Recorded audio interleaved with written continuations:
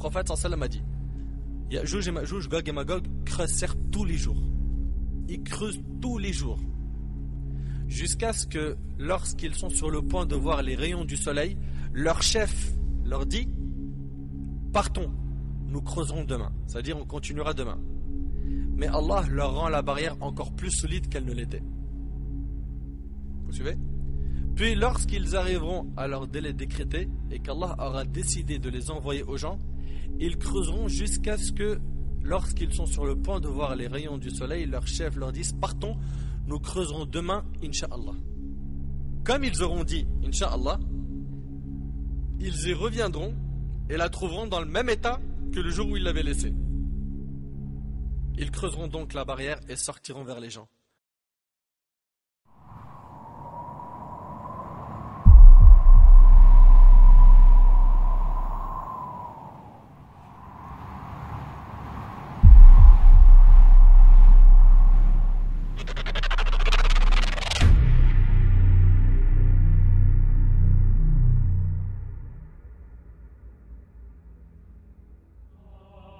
Dans le long hadith d'An-Nawas ibn Sam'an radiyallahu anhu, ce hadith-là apporte énormément d'informations sur Gog et Magog.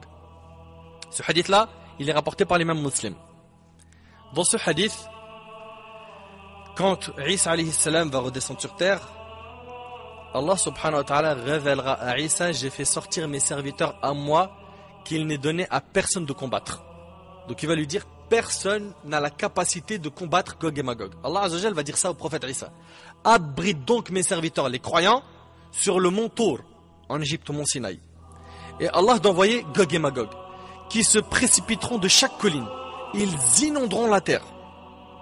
Les premiers d'entre eux passeront par le lac de Tibériade et le boiront. Ils vont boire le lac. Et les derniers, donc la dernière vague de Gog et Magog, à passer diront, il y avait certes ici de l'eau autrefois. Personne d'entre eux ne mourra, on parle ici de Gog et Magog, sans avoir laissé une descendance de 1000 hommes et plus. Zaynab bint Jahsh radiyallahu anha rapporte que le prophète sallallahu alayhi wa sallam entra un jour auprès d'elle, terrifié, en disant La ilaha illallah. Malheur aux Arabes à cause d'un mal qui se rapproche. En ce jour vient d'être ouverte une brèche dans la muraille de Gog et Magog comme ceci. Et il fit un cercle de ses deux doigts, le pouce et l'index. Donc ils sont en train de creuser. Ils essayent de tout faire pour sortir. En ce jour vient d'être ouverte une brèche dans la muraille de Gog et Magog comme ceci. Et il fit un cercle de ses deux doigts, le pouce et l'index. Zaynab bint Jahsh demanda, ô messager d'Allah, périrons-nous alors que seront parmi nous les gens pieux? On va périr alors que parmi nous il y a des gens pieux? Le prophète sallam répondit, oui, si le mal se répand. Oui, si le mal se répand, et c'est rapporté par Bukhari et Muslim. Gog et Magog sont un parmi les signes annonciateurs de la proximité du soufflement dans la trompe, de la destruction du monde et de la venue de l'heure. Je vous rappelle le verset qu'on a cité tout à l'heure de Surat al-Anbiya, c'est le deuxième verset où ils sont cités explicitement.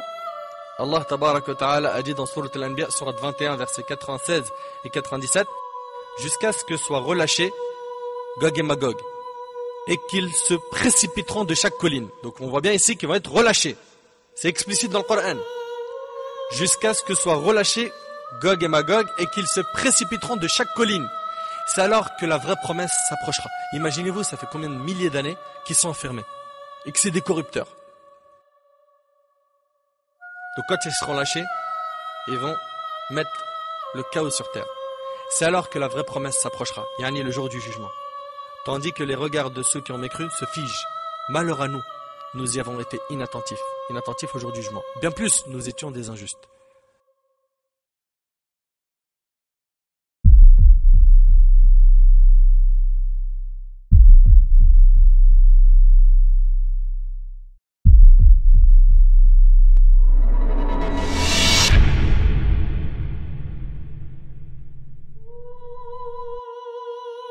Même le prophète Isa alayhi salam, ainsi que ceux qui seront autour de lui parmi les croyants, Allah va leur ordonner de s'abriter où? À Jabal al-Tour, au mont Tour, au mont Sinaï en Égypte. Pourquoi? Personne ne pourra les combattre. Personne. Ils déferleront comme les flots sur les gens et répandront le chaos sur terre. Retenez qu'ils existent, qu'ils sont des corrupteurs et qu'ils sont quelque part sur terre. Où? Allahu A'lam.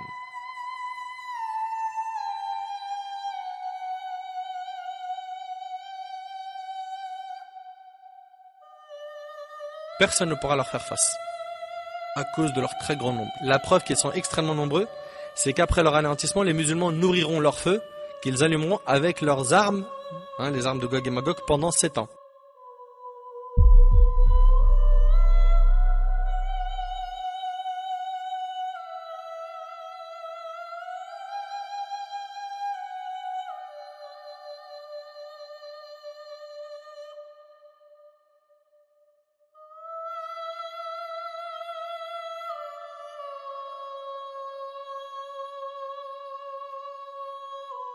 Il ajouta après avoir dit, il y avait certes de l'eau ici autrefois, puis Gog et Magog marcheront jusqu'à parvenir au mont Al-Khamar, qui est le mont de Jérusalem, et diront, nous avons tué ceux qui sont sur terre, tuons à présent ceux qui sont dans le ciel.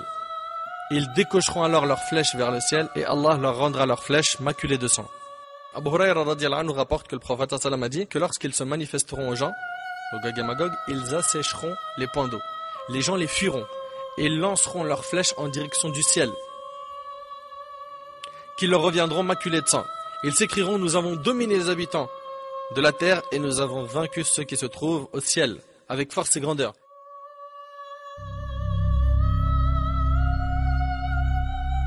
Le prophète sallam nous dit, le prophète d'Allah Isa alayhi salam et ses compagnons seront assiégés, au point que la tête d'un taureau sera meilleure pour l'un d'eux que 100 dinars pour l'un de vous aujourd'hui.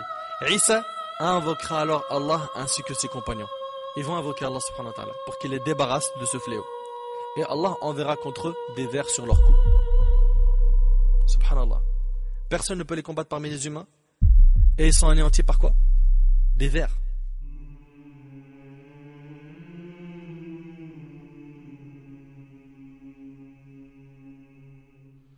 Au matin, ils mourront tous comme un seul homme. Ils mourront tous. Ensuite, le prophète d'Allah Isa alayhi salam et ses compagnons descendront de la montagne et ne trouveront pas un seul empan de la terre qui ne soit rempli par leur charogne et infesté de leur odeur. Quand ils vont descendre, ils vont voir des cadavres partout et une odeur épouvantable. Le prophète d'Allah Isa et ses compagnons invoqueront Allah afin qu'Allah purifie la terre d'eux. Et Allah enverra des oiseaux dont le cou est semblable à celui des chameaux, qui les emporteront et les déposeront où il plaira à Allah. D'accord? Dans d'autres versions, ils seront pris par les oiseaux et jetés dans la mer. Ensuite, Allah subhanahu wa ta'ala fera tomber une pluie qui n'épargnera aucune maison, qu'elle soit en briques ou en poêle. Elle lavera la terre si bien qu'elle la rendra aussi lisse qu'un miroir. Puis on dira à la terre, fais pousser tes fruits et restitue tes bénédictions. Tout ça c'est dans le hadith qui est rapporté par Muslim de Nawas ibn Sam'an radiyallahu anhu. Ce jour-là, une grenade nourrira toute une troupe qui s'abritera à l'ombre de sa coque. Le lait sera béni, si bien que la traite d'une chamelle suffira à tout un groupe de gens. Celle d'une vache suffira à toute une tribu et celle d'une brebis suffira à une famille entière. Sur ces entrefaites, Allah enverra un vent agréable qui les saisira sous leurs aisselles. Il prendra ainsi l'âme de chaque croyant et de chaque musulman et les pires des gens subsisteront. Donc Allah subhanahu wa ta'ala par ce vent il va prendre l'âme des croyants et il restera que les pires des gens. Ils forniqueront à l'instar des ânes. C'est eux alors que l'heure surprendra. Et vous le savez que le prophète m'a dit la taqum as-sa'a illa ala sharar al-khalq. Le prophète sallam a dit l'heure n'arrivera que sur les pires des gens.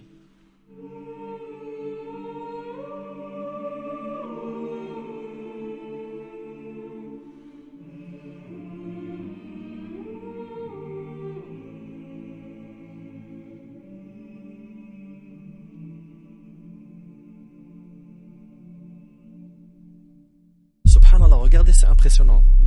Ils sont là, orgueilleux, destructeurs. Allah subhanahu wa ta'ala, et il a fait en sorte que personne ne peut les affronter parmi les humains, Mais comment ils seront morts?